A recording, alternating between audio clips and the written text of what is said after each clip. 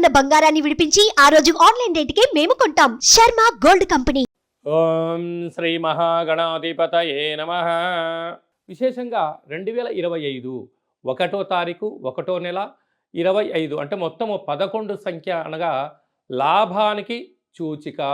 2025 9 శుభసూచికమైన సంఖ్య కనుక పూర్ణ సంఖ్యలు అవ్వడం వలన కొన్ని కోటాన కోట్ల మందులకు రెండవ సంఖ్య అంటే విక్టరీ సంఖ్య విజయానికి ధనానికి ప్రతీక అని, 9వ సంఖ్య నవగ్రహాలలో పూర్ణ సంఖ్య అవ్వడం వలన అన్నింటా విజయం పలికేటువంటి ఈ సంవత్సరం అని చెప్పి మనమందరము గుర్తుపెట్టుకోవాలి.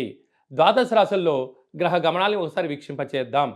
వృషభ రాశిలో దేవగురు బృహస్పతి సంచార స్థితి, కన్య రాశిలో కేతు సంచార స్థితి, కుంభరాశిలో శని భగవానుడు సంచార స్థితి, మీనరాశిలో రాహు సంచార స్థితితో ప్రధానంగా గ్రహ గమనాలు ఈ విధంగా ఉన్నాయి. ఈ సంవత్సరము 2025 సంవత్సరంలో మే నెలలో విశేషమైన 4 గ్రహాలు కూడా మార్పు జరుగుతున్నాయి.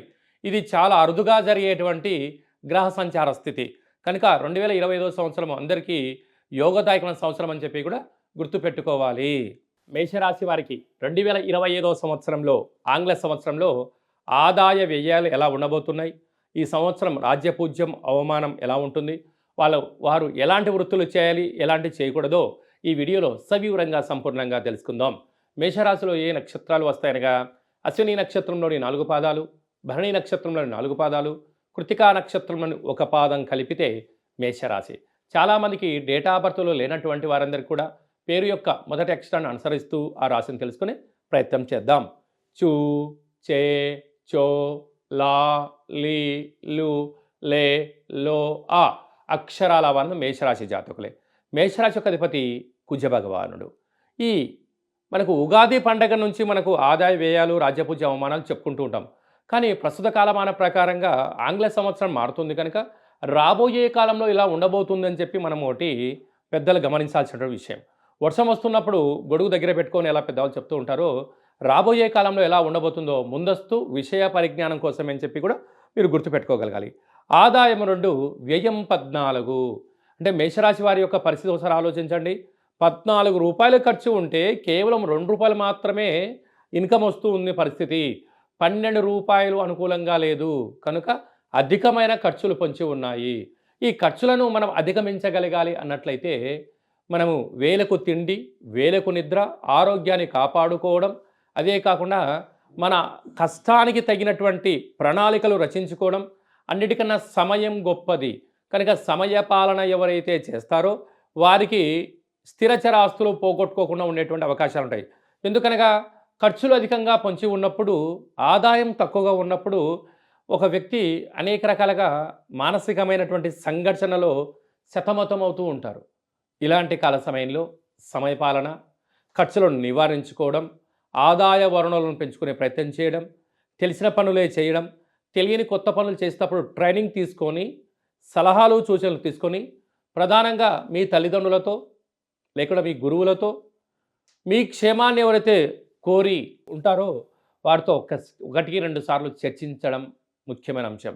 ఎందుకనగా సమయం అన్నిటికన్నా ముఖ్యం. పెట్టుబడులు, లావాదేవీలు విషయాల మీద ఆధారపడినటువంటి విషయం కనుక ఇంత గడ్డు కాలంలో మనం సంపాదించకపోయినా ఆనందమే. ఉండబడిన స్థిర చరాస్తులను కరిగించుకోకపోతే ఉత్తమోత్తంగా భావించగలగాలి. ఆ ఖర్చులు ఎలా పొంచి ఉంటాయంటే రోడ్డు ప్రమాదాలు, యంత్రాలతో ఆయుధాలతో చెలగాటాలు, నోటి దుర్సుతనంతో గొడవలు తెచ్చుకోవడం, ప్రభుత్వ అధికారులతో విభేదాలు రావడం, మాటామాట పెరగడం, పోలీస్ స్టేషన్లు, కోర్టు సమస్యలు, భూ వివాదాలు, జలగండాలు అనేటువంటి పొంచి ఉన్నాయి.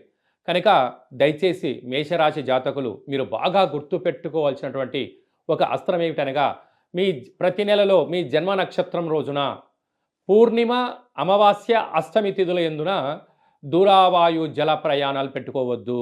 వీలైనంత వరకు మౌనంగా ఉండే ప్రయత్నం చేయండి, ధ్యానం చేసే ప్రయత్నం చేయండి, ఆరోగ్యాన్ని కాపాడుకునే మానవ ప్రయత్నం చేయగలగాలి.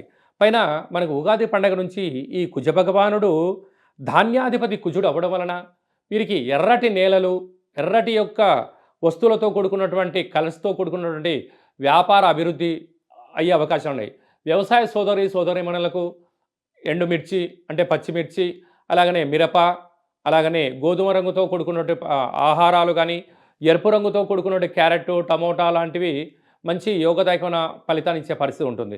అలాగనే వృక్షాధిపతి కూడా కుజుడు అవ్వడం వలన మేషరాశి జాతకులు ప్రకృతి ప్రేమికులు కనుక మొక్కలు పెంచడం, ఎర్రటి గులాబీ మొక్కలను పెంచడం, మందార పుష్పాలతో భగవంతుడికి అర్చన చేయడం వలన వీరికి నష్ట నివారణ తగ్గి ఐశ్వర్యానికి ఆనందానికి స్వాగతం పలుకుతారు అని చెప్పి కూడా గమనించాలి.